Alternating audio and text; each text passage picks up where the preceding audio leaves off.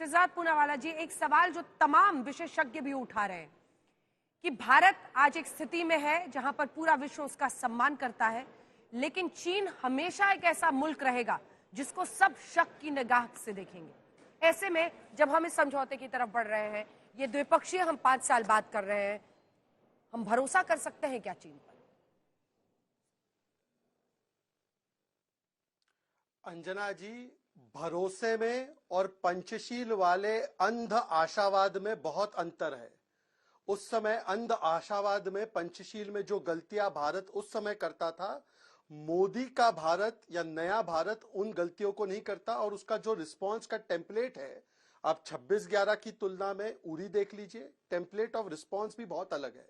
आज की चर्चा उस परिप्रेक्ष्य में होती है जब भारत विश्वास, विश्वसनीयता, विकास, विरासत, विज्ञान और वार्ता और विविधता का एक ऐसा अनोखा प्रतीक बना है कि एक कटी और बटी दुनिया में प्रभु श्री राम का जैसे सेतु ने मां सीता को वापस लाने में समर्थन दिया था, वैसे भारत एक सेतु बना है बटी और कटी दुनिया में। मैं आपको उदाहरण गिनाता हूं।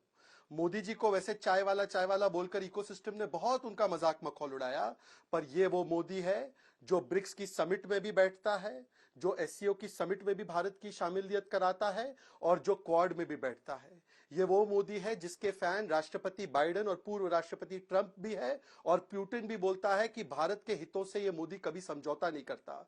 ये वो मोदी है जो पुतिन को आंख में आंख मिलाकर बोलता है कि ये युद्ध का नहीं मेरे मित्र पुतिन, ये आज बुद्ध का जमाना है। और जेलेंस्की और यूरोप को भी हम बोलते हैं कि यूरोप ही मात्र पूरी दुनिया नहीं है, हम एक मल्टीपोलर वर्ल्ड के हक में हैं। हम इजराइल के साथ आतंकवादी घटना होती है तो साथ में खड़े हैं उन बच्चों के साथ, उन माओं के साथ, पर हम इजराइल के नेतन्याहू जी से यह भी कहते हैं कि जो निर्दोष लोग हैं फिलिस्तीन में, उनकी जान नहीं ली जा सकती। और हम फिलिस्तीन के साथ जो प्रिंसिपल पर है उस पर भी खड़े रहते हैं। ईरान से भी हमारी बातचीत होती है, हम रशिया से तेल भी खरीदते हैं, हम अमेरिका से ड्रोन भी खरीदते हैं, रशिया हमें S-400 भी देता है, अमेरिका हमारे साथ खड़ा भी होता है जब कठिन मुश्किल इश्यूज होते हैं। ये आज इस परिप्रेक्ष्य में 10 सेकंड और लेकर अपनी बात समाप्त करूंगा। पर एक चीज है, देखिए मैं तो मुसलमान हूं, परंतु महाभारत में एक प्रसंग है, पंचाधिक वयम पंचाधिक शतम, मतलब पांडव और कौरव, मतलब तहसीन और शहजाद एक दूसरे के खिलाफ बहुत लड़ते हैं, पर जब चुनौती एक्सटर्नल होती है तब तहसीन और शहजाद मतलब पांडव और कौरव भी एक साथ हो जाते हैं। यह हमारे देश की प्रथा रही है, इसलिए वाजपेयी जी यूनाइटेड नेशन जाकर कश्मीर का पक्ष रखे थे। पर कांग्रेस आज राष्ट्र नीति के मुद्दों पर भी राजनीति करेगी, और वो कांग्रेस जिसने टिया पंगनक, डूम चैली, आरसेप में जाकर हमारे हितों का सौदा, डोकलाम में किस प्रकार से धोखा दिया, कोको आइलैंड, काबो आइलैंड, कच्चा थीवू, ये सब देने के बाद, और अक्साई चीन देने के बाद, और अक्साई चीन पर क्या बोला था नेहरू जी ने कि वहां पर एक टुकड़ी घास नहीं उगती तो दे देते, तो कांग्रेस के एक सांसद ने खड़े होकर कहा कि नेहरू जी आपके सिर पर बाल नहीं उगते तो वो भी दे दे क्या? तो मुझे लगता है कि ऐसी कांग्रेस जो राष्ट्रहित के मुद्दों पर राजनीति करती है, इलान ओमर के साथ खड़ी हो जाती है, पाकिस्तान के ख्वाजा आसिफ के साथ खड़ी हो जाती है, भारत के हितों का समझौता करती है, और सेना पर भरोसा नहीं, सर्जिकल स्ट्राइक पर सवाल, बालाकोट स्ट्राइक पर सवाल। ऐसी कांग्रेस को आज समझना चाहिए कि पूरी दुनिया भारत का लोहा मानती है, कांग्रेस किसी और कोने में खड़ी हुई है। ठीक है, आलोक शर्मा जी, आपकी पार्टी की नियत पर वो सवाल पूछ रहे हैं और जाहिर तौर पर उन्होंने पंडित नेहरू तक पूरी कहानी को वो ले गए हैं, तो उसका आप जवाब देना चाहेंगे। कांग्रेस पार्टी इस समझौते को किस तरह से देखती है? क्योंकि चीन एक सच्चाई है भारत की, जिसके साथ डील करना एक चैलेंज हमेशा रहा है और उस चैलेंज को स्वीकारना पड़ेगा ही। देखिए, मुझे लगता है कि बात चीन पर हो रही थी, महाभारत, प्रभु राम और अमेरिका और ड्रोन और पता नहीं कहां कहां तक बात चली गई। मुझे लगता है मुद्दे पर बात होनी चाहिए। आज जो बात हो रही है, चाइना के साथ एग्रीमेंट हो गया है, डिसएंगेजमेंट का हो गया है, ये बताता है कि किस तरह से इस सरकार ने झूठ और कंप्लीटली एक फेल विदेश नीति को चलाया है। आज देश के सामने ये चीज क्लियर हो गई है कि 20 जून 2020 को मोदी जी ने देश के सामने झूठ बोला था। 20 जून के सामने 19 जून को जो बोला गया था वो पूरी तरह से झूठ था, और अगर वो झूठ नहीं था तो आज ये एग्रीमेंट क्यों हो रहा है, 21 दौर की बातचीत क्यों हो रही है? और अगर उसके बाद भी देखें हम तो 3 बार इनके साथ एग्रीमेंट की बात और पूरी चेस्ट थंपिंग जिस तरह के बीजेपी के प्रवक्ता अभी कर रहे थे, इसी तरह की हुई है। 2017 में ब्रिक्स से पहले डोकलाम के ऊपर पूरी बीजेपी ने चेस्ट थंपिंग की कि पता नहीं क्या हो गया है। उसके बाद डोकलाम का हुआ क्यों? क्योंकि ब्रिक्स समिट था 2017 में। एससीओ समिट से पहले गलवान पर 2022 में हमने पता नहीं क्या कर दिया, और अब एलएसी के ऊपर, क्योंकि ब्रिक्स सम्मेलन दोबारा से 2024 में कजान में है, तो ये कहीं ना कहीं ये बताता है कि विदेश नीति भी मोदी जी के विदेश के दौरों से ही जुड़ी हुई है, अपने हितों से नहीं। दुर्भाग्य ये है कि जब से ये लोग आए हैं, आज भी कहा जा रहा है कि रोड मैप तैयार करेंगे। क्या क्या हुआ है अभी देश को नहीं पता है। कहां कहां से कौन कौन से पेट्रोलिंग पॉइंट से हटेंगे नहीं हटेंगे अभी तक नहीं पता है। मोदी जी ने पहले भी शहादत का अपमान किया था और संसद पे चर्चा करने से सरकार भाग गई थी। तमाम आवाजों को दबाया गया था, चाहे वो लद्दाख की कॉर्पोरेटर रही हो जिसने साफ तौर पर कहा कि हमारे जो ग्रेजिंग एरियाज हैं उनको चाइना ने कब्जा लिया है, चाहे वो तापिर गांव सांसद रहे हो जिन्होंने संसद के अंदर खड़े होकर जिस तरह से सरकार की पोल खोली थी। इनका एक मॉडल है, डिनाई कीजिए कि हुआ ही नहीं है कुछ भी साहब, फिर उसको डिस्ट्रैक्ट कीजिए कि ऐसा था, कांग्रेस ऐसी थी, पंडित नेहरू ऐसे थे। भाई 1962 में लड़ाई लड़ी, हम हार गए। हारे तो तभी ना चाइना ने कब्जाया। हमने ऐसा तो नहीं कि चाइना को जाकर दे दी थी लैंड। लड़ाई हुई, युद्ध हुआ, उसने हमारे साथ धोखा किया। फिर उसके बाद तीसरा आता है, डिस्ट्रैक्ट करने के बाद झूठ बोलो। उसके बाद झूठ बोलना शुरू कर दो, डिफेंस की वेबसाइट से हटा दो, चाइना में जो हमारे एम्बेसडर हैं उनकी स्टेटमेंट को हटा दो, उनके ट्वीट को, डिफेंस मिनिस्टर के राजनाथ जी के ट्वीट को हटा दो, फिर उसको जस्टिफाई करने बैठ जाओ। ये चौथी स्टेज आज कर रहे हैं। पूरे इंडिया के चारों तरफ विदेश नीति के मामले में पूरी सरकार फेल रही है। 26 पेट्रोलिंग पॉइंट्स थे 65 में से, जिस पर चाइना ने हमारी पेट्रोलिंग बंद की। अब बात आती है भरोसे की। हम चाइना पे भरोसा नहीं कर सकते, लेकिन आज का विषय यह है कि क्या मोदी जी की सरकार पे भरोसा कर सकते हैं? जो सरकार ये कहती है कि चीन बड़ी अर्थव्यवस्था है इसलिए हम उससे युद्ध नहीं करेंगे। क्या मोदी जी की विदेश नीति पर, क्या मोदी जी के शब्दों पर देश भरोसा कर सकता है? आज विषय ये मैं है। लौट रही हूँ आपके पास। अब जितने एक्सपर्ट्स हैं उसके बाद शहजाद जी मैं आपके पास आऊंगी। शहजाद जी आप बने रहिए हमारे साथ।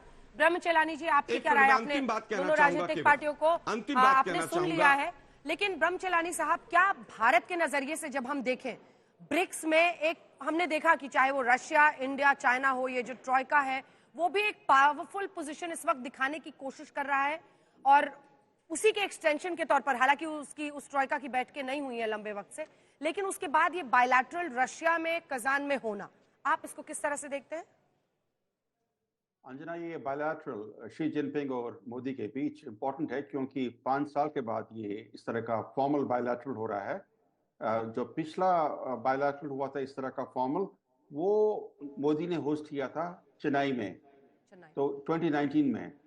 तो इस तरह का बायलैटरल होना, इससे साफ जाहिर है कि दोनों देश चाहते हैं कि जो बॉर्डर टेंशन्स हैं, बॉर्डर क्राइसिस, वो घटे, टेंशन रिड्यूस हों, और जो अग्रीमेंट दोनों ने अनाउंस किया है वो अग्रीमेंट एक छोटा सा स्टेप है, क्योंकि एक लंबा प्रोसेस होगा डिसएंगेजमेंट का। उसके बाद फिर डी एस्केलेशन होगा, फिर जो दोनों साइड्स ने बहुत सारे ट्रूप्स लगाए हुए हैं फ्रंटियर पर, उनको हटाने के लिए डी इंडक्शन होगा। तो ये लंबा प्रोसेस होगा, कई महीने लगेंगे इसमें।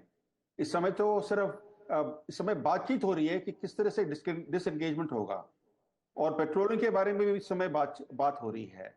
मगर जो इम्पोर्टेंट बात यह है कि दोनों देश इस समय चाहते हैं कि जो तनाव है वो घट जाए। तो एक पॉजिटिव स्टेप है, मगर इसको ब्रेक थ्रू मानना इस समय उचित नहीं होगा, क्योंकि जब हमने देखा है पीछे पास्ट में, जैसे 2017 में डोकलाम में डिसएंगेजमेंट हुआ था। डिसएंगेजमेंट के बाद कुछ हफ्ते के अंदर चीन ने अपनी सेना भेज के डोकलाम को कैप्चर कर लिया। तो इस तरह का धोखा जिस तरह से चीन ने दिया 2017 में, उस तरह का धोखा दोबारा ना दे भारत को। तो Bharat has to be very vigilant. बिल्कुल। अब मुझे नहीं लगता कि अशोक जी हम लोग उनकी बात से इससे ज्यादा सहमत हो सकते हैं, क्योंकि एक एक बिंदु सही है। जब जब कोई समझौते की सूरत बनी है, उसके बाद से कुछ ना कुछ तरीके से शी जिनपिंग या उसके पहले भी जो लोग वहां पर रहे थे, 2013 की भी आप देखिए पीएम यहाँ पर आए और उसके बाद हुआ, तो एक उनका पैटर्न है चीन का। लेकिन क्या इस समझौते के जरिए हम आगे बढ़ सकते हैं? क्योंकि ब्रिक्स के साइडलाइंस पर उसके पहले समझौते का आह्वान होता है, उसके बाद वहां पर ये बायलैटरल हो रहा है। और मुझे लगता है कि शी जिनपिंग की क्रेडिबिलिटी अगर हम देखें इंडो चाइना में तो कम से कम लोएस्ट पर ही चल रही है। अशोक जी, आप बिल्कुल ठीक कह रहे हैं अंजना जी, बहुत शुक्रिया मुझे आमंत्रित करने के लिए। देखिए, अभी जिक्र किया गया है डोकलाम का, अभी जिक्र किया गया है अभी गलवान में जो हुआ है।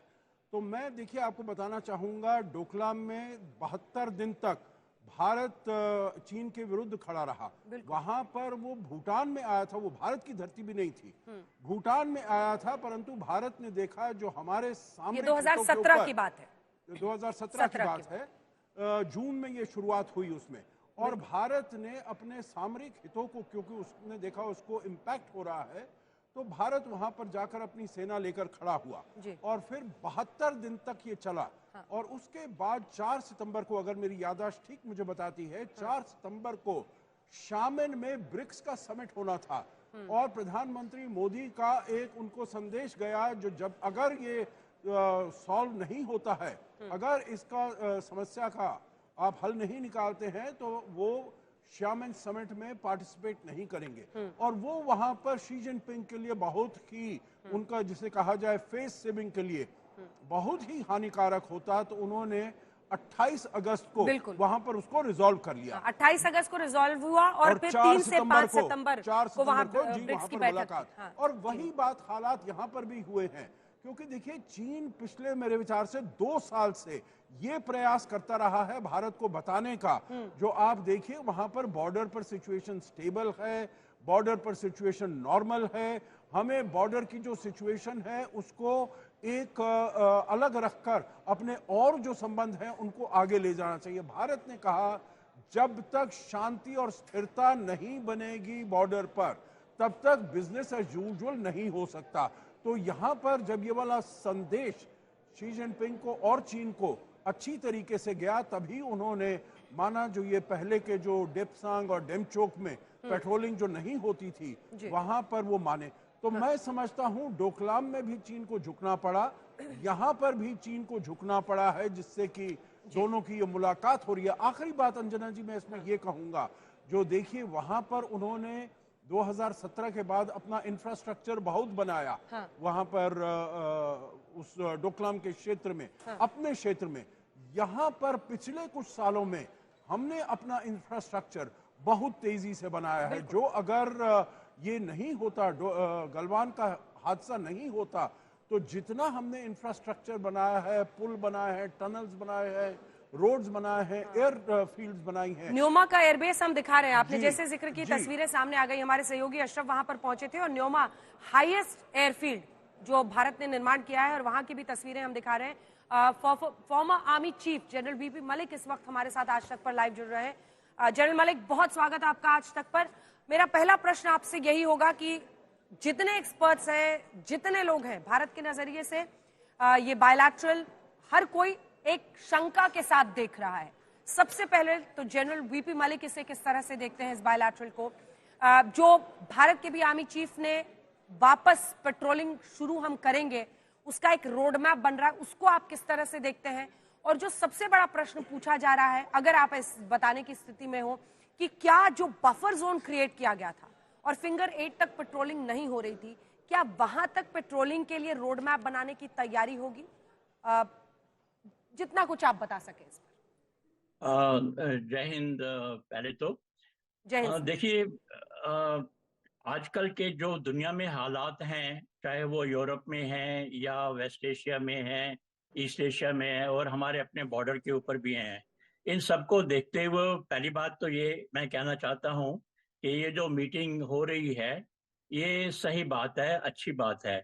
चाहे वो छोटा कदम है, पर वो बहुत इम्पोर्टेंट कदम है, और इससे हमको बहुत ज़्यादा उम्मीदें नहीं करनी चाहिए, इसमें यूफोरिया नहीं आना चाहिए। लेकिन जो भी बातचीत, पॉलिटिकल डायरेक्शन होंगी, तो वो उसको सुलझाने के लिए होंगी, और डिटेल्स जो हैं वो बाद में मेरे ख्याल में आर्मीज को एक आपस में करना पड़ेगा। और उसमें दो चीजें आती हैं। पहली तो जो आपने बताया है बफर जोन का, वो इस वक्त हमारे फेवर में नहीं है, क्योंकि वो पहले हमारी जमीन थी, हम वहां पर पेट्रोलिंग करते थे। अब वो बफर जोन बन गया है तो पेट्रोलिंग नहीं हो सकती है। लेकिन सबसे बड़ी बात जो ये है कि जो डेप्सांग और डेमचौक के इलाके में जो हमको पेट्रोलिंग नहीं करने देते थे, खासकर डेप्सांग के इलाके में कई पेट्रोलिंग पॉइंट है, वहां पर हम जा ही नहीं सकते हैं, क्योंकि उन्होंने एक बॉटल नेक एरिया के अंदर वहां पर ब्लॉक करके रखा हुआ है। तो मैं ये उम्मीद करता हूं कि वो वहां से हटेंगे, और ताकि हम जो पुराने पेट्रोलिंग पॉइंट हैं 10, 11, 12, 13, इन जगह पर हम फिर पेट्रोलिंग कर सकें। और जो हमारे ग्रेजियर्स हैं, जो हमारे ग्रेजियर्स हैं, वो पुरानी ग्रेजिंग ग्राउंड के ऊपर जा सके, गडरिये। उनको भी अभी तकलीफ है, वो नहीं जा पाते हैं। तो ये एक छोटा कदम है, और बड़ी जनरली इसमें स्टेटमेंट मिलेगी, लेकिन इसके ऊपर बहुत आगे काम करने की जरूरत पड़ेगी। अब सेना के नजरिए से भी अगला प्रश्न है, और उस प्रश्न में एक हिस्सा राजनीतिक भी है। सेना के नजरिए से क्या कुछ बातचीत को आगे रोड मैप बनता हुआ आप देख रहे हैं? किस तरह से एक्ट करना चाहिए आर्मी को अगर ये रोड मैप बनाना है तो? क्योंकि 21 बार कोर कमांडर स्तर की बैठकें हो चुकी हैं सर, पेट्रोलिंग रिज्यूम करने के लिए। दूसरा प्रश्न, राजनीतिक रूप से मौजूदा डिस्पेंसेशन को बार बार इस मुद्दे पर घेरा जा रहा है। जो परिस्थिति वहां पर बनी, चाहे वो पोस्ट गलवान हो या फिर पोस्ट डोकलाम हो, उस पर आप क्या कहेंगे? दो प्रश्न। देखिए, पहली बात तो ये है कि आजकल के ये जो हालात हैं, इसमें हमारे मल्टी डोमेन डिसीजन होते हैं। इसका मतलब यह है कि पॉलिटिशियन या ब्यूरोक्रेट अकेले में नहीं करें, उनको साथ साथ में आर्मी को लेके चलना पड़ेगा। और मैं उम्मीद करता हूं कि जो अभी डिसीजन लिया है, अभी तक जो लिया है, जिसके बारे में हमारे फॉरेन मिनिस्टर भी कह चुके हैं और फॉरेन सेक्रेटरी भी कह चुके हैं, मैं उम्मीद करता हूं कि उसके बीच में आर्मी शामिल होगी। अगर नहीं हुई है तो आगे ऐसे डिसीजन लेने से पहले आर्मी को कंसल्ट करना बहुत जरूरी है। और अगर हम उनको कंसल्ट नहीं करेंगे तो आर्मी की अपनी बातचीत जो है बाद में जो होती है, तो उसका कोई फायदा नहीं होगा, वो आगे नहीं चल पाएगी। तो मैं समझता हूँ सबसे बड़ी बात यह है कि जब डिसीजन लिया जाए पॉलिटिकल लेवल के ऊपर या ब्यूरोक्रेटिक लेवल के ऊपर, उसके बीच में जो इनपुट्स हैं आर्मी की और उनसे कंसल्टेशन पहले हो जाना चाहिए। चीन की जो मीडिया, एक आखिरी प्रश्न है सर आपसे, वहां पर रूस के रोल को लेकर बहुत माहौल बनाया जा रहा है कि रूस पीस मेकर प्ले कर रहा है। रूस के ही बेहस पर इस ट्रॉयका को, जिसमें आरआईसी जिसे कहते हैं, रशिया, इंडिया, चाइना, इसको ताकतवर बनाने की कोशिश है, क्योंकि अगर उनको एक बहुत बड़ा लिवरेज पॉइंट चाहिए विश्व में, इस धुरी में अमेरिका को काउंटर करने के लिए, तो रूस की बहुत बड़ी भूमिका है। रूस इसे फ्यूल कर रहा है। पीएम मोदी का ये रूस को गिफ्ट है, क्योंकि जो जितने भी प्लानिंग्स इन तीन देशों के बीच में है, वो सब ठप पड़ जा रहा है भारत और चीन के बीच के तनाव की वजह से। इस पर आपका क्या रिएक्शन होगा? देखिए, इसमें कोई शक नहीं है कि रूस का इसमें बड़ा रोल है, और इसमें कोई शक नहीं है कि रूस की वजह से ही ये मीटिंग हो पाई है जो अभी आज हुई है। और रूस नहीं चाहेगा कि हमारे और चीन के बीच में टेंशन हो,